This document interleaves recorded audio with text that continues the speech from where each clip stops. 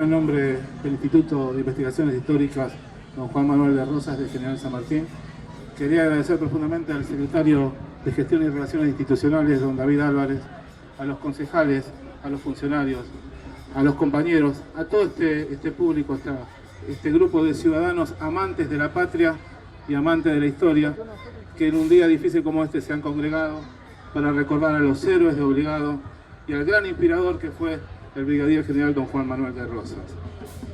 Recién mi compañero, el escribano Huichal, describió magníficamente la epopeya de Obligado, o mejor dicho, lo que fue la guerra del Paraná. Porque Obligado fue la primera batalla, y en realidad hubo 6 combates, entre ellos los más importantes fueron San Lorenzo, Tonelero y Puntas del Quebracho, Angostura del Quebracho, un 4 de junio de 1846, donde las tropas lideradas por Mansilla lograron vencer al imperialismo anglo-francés. Así cuando hablamos nosotros de Belgrano, instintivamente lo relacionamos con la bandera. Cuando hablamos del cruce de los Andes, lo relacionamos con el general don José de San Martín. Y cuando hablamos de la epopeya de la soberanía, cuando hablamos del combate de Obligado, lo tenemos que relacionar sí o sí con don Juan Manuel de Rosas. Y es por eso que voy a expresar unas breves palabras con respecto al restaurador. La historia de Rosas la han escrito los vencedores de Caseros, la han escrito sus enemigos, y muchas veces ni siquiera han hecho historia, han hecho novela, y han hecho novela hasta en folletín. Es por eso que fue importante la lucha en sus comienzos con Saldías, luego con Quesada, luego con el grupo revisionista a partir de la década del 30. Pero aunque parezca mentira, la difusión de la obra de don Juan Manuel de Rosas no va a llegar por el revisionismo, sino que va a llegar por una terrible persecución política a la cual va a ser sometida el peronismo después de 1955. Es por eso que gracias al almirante Rojas es que don Juan Manuel ha recibido esa difusión popular. ¿Por qué gracias al almirante Rojas? Porque al imponerse una materia de construcción ciudadana o medio de ciudadanía, se hablaba siempre de la segunda tiranía. Entonces el pueblo comenzó a preguntarse si la segunda tiranía era la de Perón, ¿de qué forma sería la primera tiranía? Y es que comenzaron a preocuparse y comenzaron a leer. También fue muy importante la recuperación democrática, como a partir de 1983 se ha cambiado la visión con respecto a don Juan Manuel. Hoy día hay avenidas, hay calles, tiene estatuas, monumentos, teatros, escuelas. La planta potabilizadora más grande de la Argentina que está en Tigre se llama Brigadier General don Juan Manuel de Rosas. Y eso tiene que ver exclusivamente por una acción militante. ¿Militante de quiénes? De ustedes. Ustedes han estudiado, han divulgado, boca a boca han transmitido la obra inmensa de don Juan Manuel de Rosas, y es por eso que don Juan Manuel de Rosas hoy tiene esa comprensión popular. Y es por eso que la visión de don Juan Manuel de Rosas ha cambiado sustancialmente. Donde a lo mejor quizás no se ve es en los manuales, ¿no? Uno que tiene 24 años dando clases y uno observa de qué forma se siguen imprimiendo los manuales, y la vuelta Obligado tiene solamente una imagen, una fotito. De qué forma también se sigue faltando el deber de educación de la juventud. Y finalmente voy a señalar algunos aspectos importantes de don Juan Manuel que lo van a convertir en uno de los grandes próceres de la Argentina. Don Juan Manuel, nosotros hemos destruido la historia roja referente a don Juan Manuel, pero no vamos a convertirlo en una historia rosa. Don Juan Manuel fue un hombre que vivió en una época muy difícil, en medio de una lucha civil de cabeza contra cabeza y en medio de una lucha exterior contra las dos grandes potencias del mundo. Fue un hombre de su época, con errores y con aciertos. Pero realmente hay hechos destacables en don Juan Manuel. Primero, el logro de la unidad nacional. Argentina estuvo a punto de disgregarse. En el año 1830 Argentina estuvo a punto de convertirse en 14 republiquetas enemigas entre sí, tal como sucedió con América Central.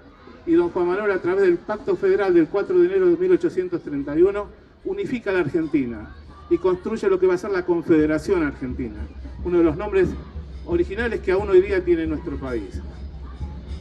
En don Juan Manuel también encontramos el primer gobernante, o quizás el único gobernante popular del siglo XIX, el único gobernante que fue plebiscitado por el pueblo argentino. Prácticamente 10.920 personas lo votaron, solamente 7 en contra. Y este es un hecho que fue reconocido por sus enemigos políticos, como Esteban Echeverría, o como Domingo Faustino Sarmiento, recientemente citado por Huichar. Y no solamente fue un gobernante popular, sino que fue un gobernante con características sociales.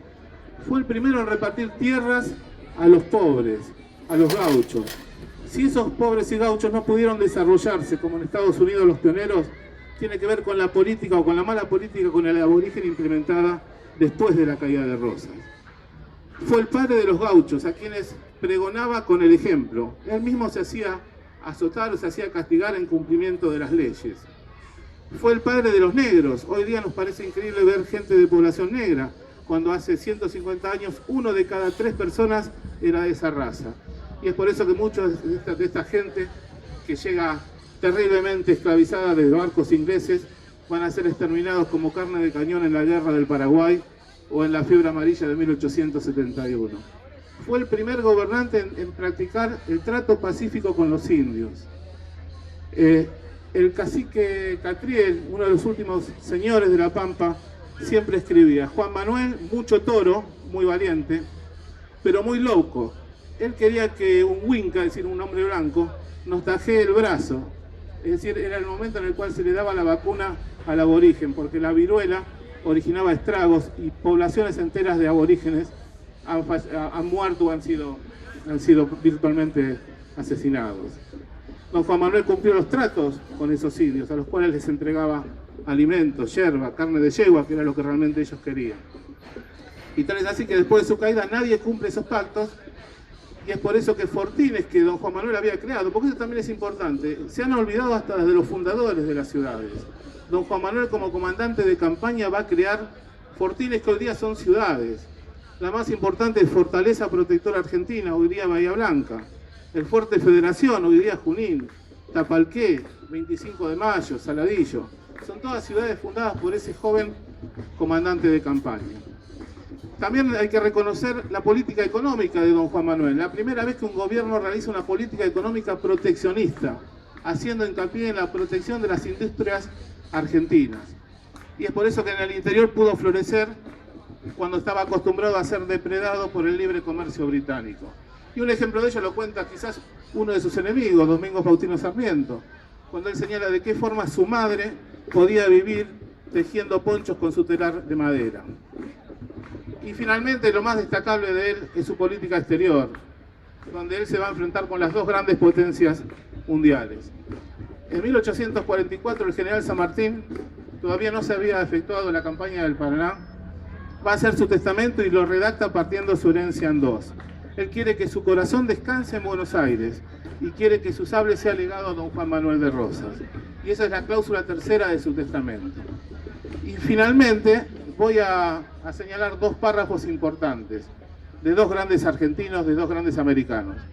Uno fue el general San Martín, cuando el 6 de mayo de 1850 redacta su última carta, la última carta a don Juan Manuel, en el cual le expresa que goce de salud completa y que al finalizar su vida pública sea colmado del justo reconocimiento de todo argentino. Y el otro gran argentino fue el general Perón, cuando él dice: siempre ha repugnado a mi espíritu las historias realizadas por escribas de la ignominia y del rencor. La figura del general Juan Manuel de Rosas debe ser el arquetipo que nos inspire y que nos guíe.